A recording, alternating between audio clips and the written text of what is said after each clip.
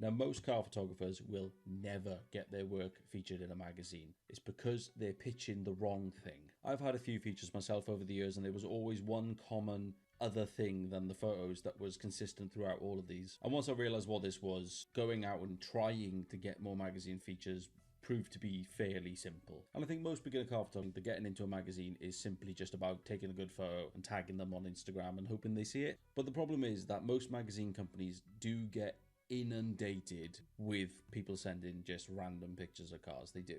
Because a lot of us growing up really wanted our pictures in a car magazine. I don't know about you, but I grew up looking at these car magazines and I always wanted my pictures in them. So it was so great to see that my pictures finally making it in them. But a magazine company doesn't need more random pictures to publish. They need something worth publishing. And that's the bit that most photographers, myself in my early years included, completely miss. Now, I reached out to all the major and upcoming names in the magazine world, and none of them got back to me, apart from one. Now, Slicks magazine got back to me, and Slicks have been popping up all over my Instagram, and the biggest thing that stood out to me was how high quality the imagery was. Now, I asked Slicks what the process was for getting into a car magazine such as this, and they said for their magazine they have a contributor portal where you can submit ideas for features, and then it comes down to how interesting they sound, and that a strong portfolio and website does also back this up. They like to see fresh work that's relevant and can tell a story too. And that's the important bit.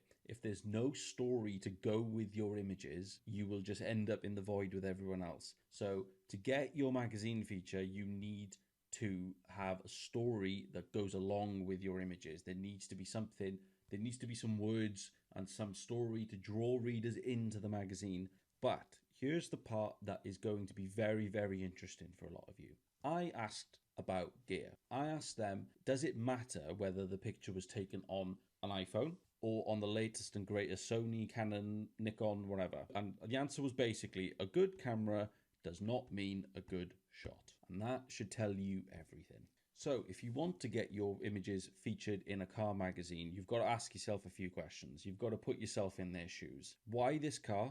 Why now? What makes this build, owner, or the story interesting? And why should the readers actually care? And that's how you make your car photos mean something in the magazine.